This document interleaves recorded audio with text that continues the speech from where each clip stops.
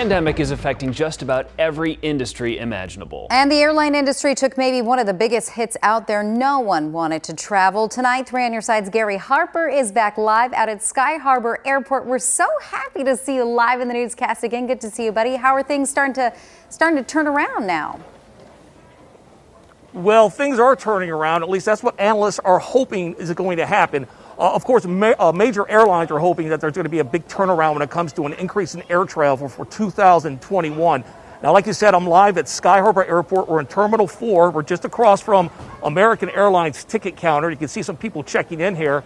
Not a lot of people, but I will tell you, this is nothing compared to, say, 2019, 2018, or any of the years before. But things could be turning around. Take a peek inside Sky Harbor Airport and you can see that things are still not quite back to normal because of COVID-19. Deserted ticket counters, bare baggage carousels, and escalators with hardly any people on them. But some travel analysts think airport traffic is about to turn around. I think the pent-up demand for travel is going to be unlike anything we've ever seen before. Scott Keyes owns a site called Scott's Cheap Flights. He tells 3 on Your Side that website searches for travel indicate that consumers are more than ready to start flying again. Just this week, we set a new record high since the pandemic began for flight searches. It's still down significantly from where it was a year ago, but it is right to now the highest it's been since the pandemic began.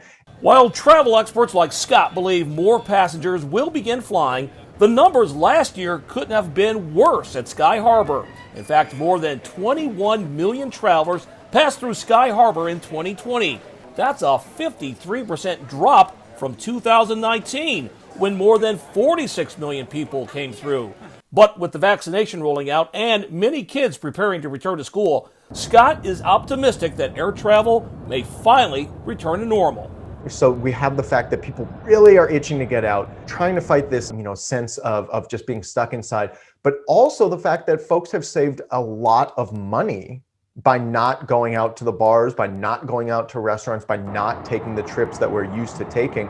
And as air travel does begin to come back, bargains are starting to pop up, trying to lure passengers back into the air. A few of the recent deals that we've seen out of Phoenix Sky Harbor over to Hawaii for $197 round trip, over to St. Thomas in the U.S. Virgin Islands for $226 round trip, about the same to get down to Cancun or Cabo.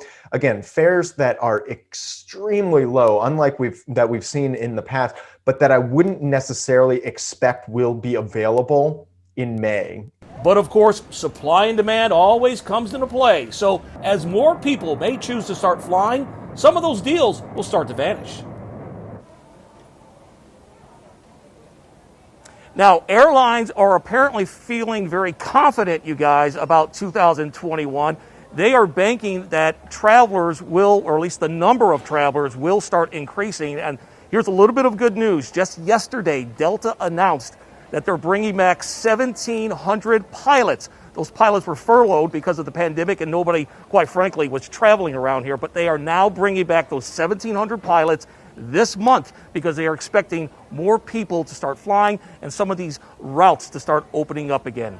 Live at Sky Harbor, I'm Gary Harper, 3 on Your Side.